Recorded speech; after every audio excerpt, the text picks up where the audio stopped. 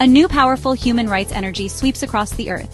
It is the human rights energy of the divine feminine in every sentient being, a supernatural political force for balance and harmony in global commerce.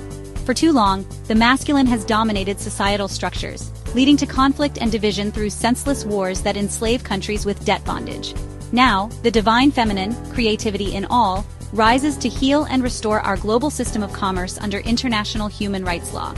She brings with her the promise of a more just and equitable modern world of social democracy, political choices. This human rights shift in the collective consciousness resonates deeply within us, urging us towards political unity and human rights overstanding. It is time to embrace the nurturing sovereign power of the divine feminine and create a modern world where all beings can achieve our highest potential. We feel this human rights energy in our heart, heroic endeavor and real truths, a yearning for international peace and mutual cooperation in private humanitarian diplomacy. The old ways under neocolonialism, global financial colonization, no longer serve us as a human race. They perpetuate Jesuit systems of economic oppression and political injustice in Greek Jesus' name. The time has come to dismantle these outdated Jesuit political structures and embrace a new human rights paradigm in true equality to eradicate neocolonialism. One where universal love, obedience to UDHR law, mutual compassion, and respect guide our every action in collective security, all for one creator and one creator for all. Let us welcome this human rights transformation with open arms as sovereign private individuals in solidarity. Let us implement real international political change, choose humanity, a neutral global economy that we wish to see in the modern world as our lawful human rights remedy. The neo-colonial Jesuit era crumbles before our eyes. Its foundations, built on religious exploitation and unquenchable greed, are weakening internally. A new day is dawning, one where we recognize the interconnectedness of all beings, without any need of another vicar, for profit at the papacy. The digital age has the human rights potential to level the playing field, to connect us in ways we never thought possible under economic debt slavery. This new digital global resource-based system offers a chance for true financial freedom and political equality. We must seize this golden opportunity with both hands to help dissolve the Roman Catholic Church in every democratic country, for the sake of our children. It is time to move beyond the limitations of the past under financial domination. No longer can we tolerate a modern world where natural resources are hoarded by the few at the Vatican, to the expense of the world population.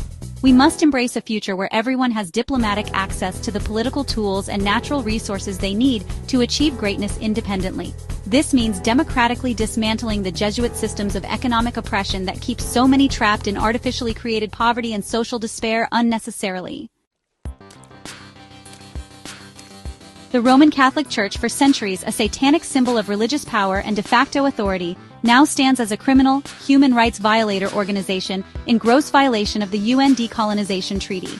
Its necromancy doctrines have been used to justify countless atrocities against people of African descent exclusively. It is time for we, the people of the planet, to sanction this satanic institution, to release its religious and political grip on humanity. By dissolving the Church in Rome today, we can begin to reclaim our spiritual autonomy. Each of us is born with inherent dignity, priceless value, and divine worth, under Article 1 of the Sacred Covenant, UDHR Charter. No Jesuit institution has any right to dictate our human rights knowledge, political power over self, or control our lives. We must break free from the Jesuit shackles of religious dogma and embrace the sovereign power of our own critical thinking as sentient beings. The Jesuits, with their criminal history of manipulation and control, no longer hold sway over our minds as being credible, especially after the revelation of the risen Ethiopian Messiah from the 14th century that the Russian president publicly disclosed. We are free to question, to explore, and to forge our own paths to human rights enlightenment with divinity assured.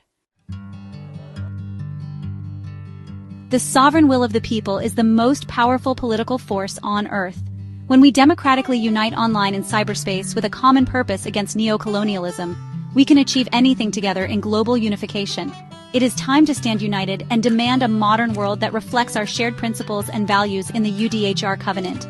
Human rights are not bestowed by bankrupt government service corporations or Jesuit institutions.